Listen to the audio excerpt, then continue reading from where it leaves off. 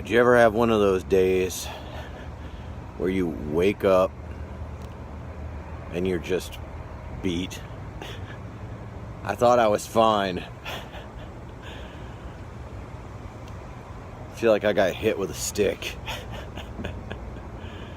I'm stopped on the side of the road to eat a bag of grease, inhale a bunch of CPAP fluid, drink a bunch of aspartame. I'm 2 hours in to my trip home and everything hurts.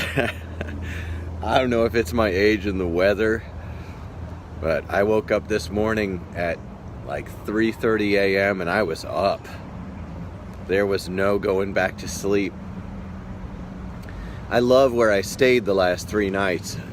An old friend who really knew me from way back in the day, a real reunion of sorts. And I woke up at 3:30 this morning. I felt pretty good, drinking coffee, checking my news feed, checking the social media. Felt good, knew I was gonna have a good ride out. And of course 3:30 is 4:30 because we jumped ahead just a day ago, so that's normal. So that's 1 hour before dark 30. That's when I usually... What's up, Chris Gurley? That's 1 hour before dark 30. And because it's a 13.5 hour trip by the Google. So with 13.5 hours by Google, I'm 2 hours in. I got about 11 hours and 20 minutes on the running clock. You know it takes longer than that for stops like this one. And this stop is necessary. I had to get a reset. I am out of sorts. I'm happy to be going home, and I'm emotionally real level. I'm very happy. But today, my body is telling me that it wants to be in bed. Something about having this cold, I think, is part of it. Something about this weird cloudy weather, which it's not bad. There's blue up there. You can see if I tap the screen and focus. Yeah, there's blue up there, and there's sun. It's good weather, yes. It's good weather. It's good traveling weather, and the roads are kind of packed. Someone's going slow in the left lane for the last hour. You know, and get around them, and then they speed up 15 miles an hour, and they try and get back ahead of you. It's not a chill condition the first 2 hours here, but I don't know, it's fine. I'm still in Florida. I'm gonna get into Georgia, and then I'm gonna try and get into Tennessee, and then I'm gonna try and grab a cheap hotel. But I'm on it, I'm in it, and I'm gonna give it my best. You know what, my whiskers don't look quite right. Let's see if I can dig out my whisker wax. Jeez Pete's. I got chaps on. They're killing me.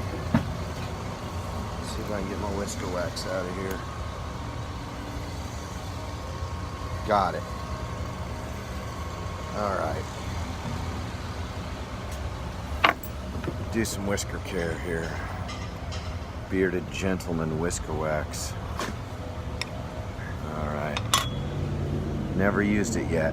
I took a sample yesterday. Did you make the Gator Nationals this weekend? No, I just went down to ride skateboards with my friends for a while. Alright, man, I grew up with the dogs in Wardtown in Santa Monica. Did you really? Yeah, I know, yeah. Tell me all. I lived in Hermosa Beach. Tell me all about that. You lived in Hermosa Beach. Well, the pools, you know, we had a drought, and I got invited. I rode a Bane board. You rode a Bane back then. Yeah. And I mean, I've been riding skateboards way before Bane board. Really? But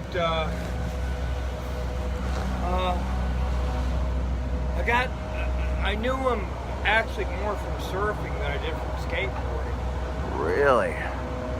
Yeah, and we used to ride the Strand I worked for a skateboarder. Well, I worked at a place called Hennessy's Tavern, and it was real famous. I actually got to make a couple hamburgers for Ringo Starr and Eric Clapton. Really? We're really good friends.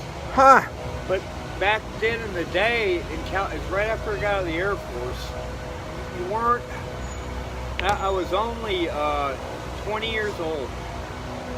And I was never allowed to go behind the bar other than to squeeze oranges and stuff. Yeah.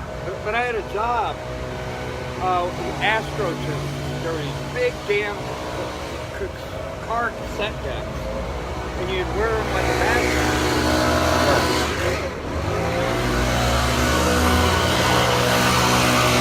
Man, fuck this guy with the leaf blower. Sorry.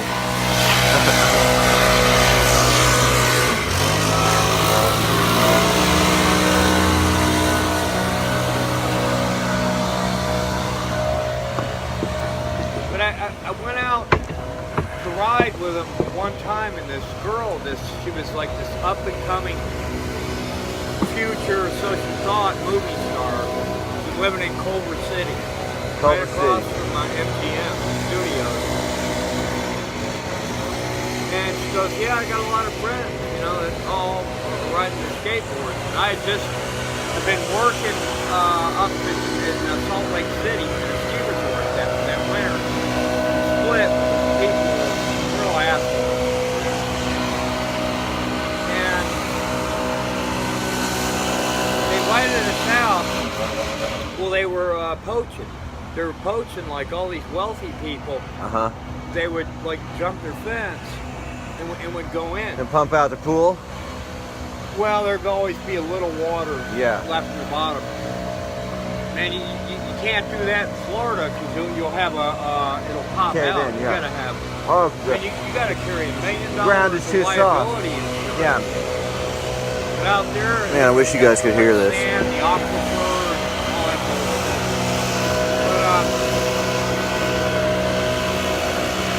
Yeah, my name's blowing out now. It's what's been blowing out for years. I've raced motorcycles for a long time. Raced motocross. My legs are blowing out. Been on 3 rides. Doing $120, 750 Midnight Special Yamaha, 750 Honda, fast as I could get going, and 850 Volt. My last bad rep. Wasn't so much from motocross. But I get invited to go out with these guys. I could ride. But that one dude who got really messed up on drugs, he was the baddest of the bunch. You talking about skateboarders or bikers? Skateboarders. You talking about Jay Adams? Yeah. You're talking about J-Boy. Yeah, J-Boy got real messed up. Well, he got to run with some gang. He died a few years ago. He kicked off okay though. He got his stuff together at the end. He did. He found God and he got his life straight and he got a few things figured out. J-Boy was a mess. So you skated with those guys? Well, what happened? You were around when they were around. Oh yeah, I'm their same age. Yeah. 61. You know, 61. I know guys who were around back then. Yeah. And I know that wasn't the only crew of rippers back then. There were other rippers going on. And you were riding a Bane board? Well, I've grown up all over the country. Yeah. But where I really, I'm from New Smyrna, actually, in Atlanta. I grew up, we lived in, when I was just a little kid, man, I grew up in Daytona. Grew up in Daytona, New Smyrna, and up in Atlanta, and then up in the Appalachians. What's your name, man? I'm Jamie. Jamie? Yeah, man. Jamie what? Hey, well, I was adopted. It's Thomas or Thompson, but Yeah. Hagen. Jamie Hagan, Jamie Thomas, Jamie Thompson. Nice to meet you. I'm Lou Ross. Lou. I make skateboards in a workshop. I have a workshop. I actually roll the glue on every single one of them. It's a very, very small. He laminate. It's a really small operation. I built my own presses. I built my own molds. and I make, you know, premium quality skateboards. I ship them out all over the world. It's far out. It is. I can't believe I'm doing it. Never thought of that. You know, I knew John Burton, the guy from snowboards. I had a winter stick. So Cool. Even though I'm from Florida, I've been skiing since I was 3 years old. My parents used to take me up to Gatlinburg. But I knew, man, I missed so many opportunities in my lifetime. Buddy, man, I can see regret on your face. God bless you, dude. Well, I go by. Yeah, I'm sorry, man. But you know what? It's always a fresh start every single day. It's the kind things we do for other people that really matter. You get a chance to be kind to someone, yeah, love people, love God. If you get a chance to do something kind, it's better than any snowboard trick or any ski run or any skateboard trick or any motorcycle thing in the whole world. And you do that, I know you do. You're all right, Jamie. Yeah, you're all right. I mean, the real meaning of life isn't found in all the opportunities we take. It's found in the little kind things we do for other people every day. I wonder often if some of my missed adventures, thinking in the long run God was looking out after me.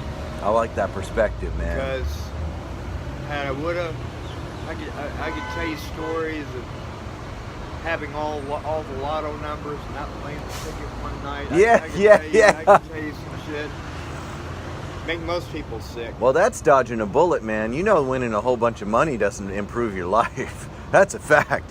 Well, now at this time in life, well, apparently any time. You know, but you know, the Lord, I guess, makes a distinction.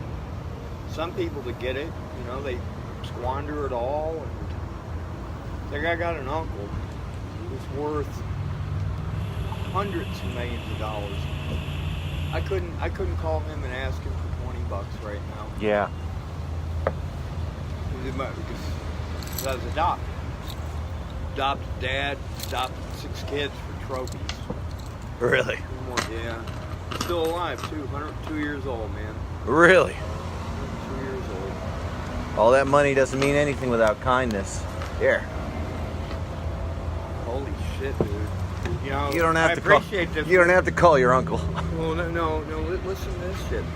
I was going to go out to this ministry out in Morrison, and I've been riding horses, doing all kinds of wild, 4,000 hours flying hang gliders, all kinds of shit. Well, I went out and I bought a new pair of boots. They're good too. I mean, I went over to the boot barn, bought a silly hat that needs a lasso on it, but That's a good hat too, brother. yeah, well, I get more comments about that hat, man. Well, that's the right proper hat. That's what you need down here. Well, I've roofed thousands of roofs. I'm on TV. I'm on TV, and I'm on 2 different channels. I don't mean to be talking smack and talking shit. You're about fine, myself. dude. But no, I'm on my roofs. Or on TV every day of the week. 2 homes, 3 max features. I'm going without work now. Over the past summer, I was down in Tarpon Springs or Palm Harbor. I was in Longwood, and a buddy of mine who has the biggest roofing company in the world, tile roof. They called me up when they want their own homes done, but when they got their big apartment complexes and stuff, man, this is such a blessing. I can't tell you. 'Cause I didn't want to go into the VA hospital. I need to go into detox bad. And I got this real stomach problems. Buddy. And VA, they gave me an ibuprofen, and I got stomach cancer. You know. Ridiculous. Wow. I'll see you later, friends. But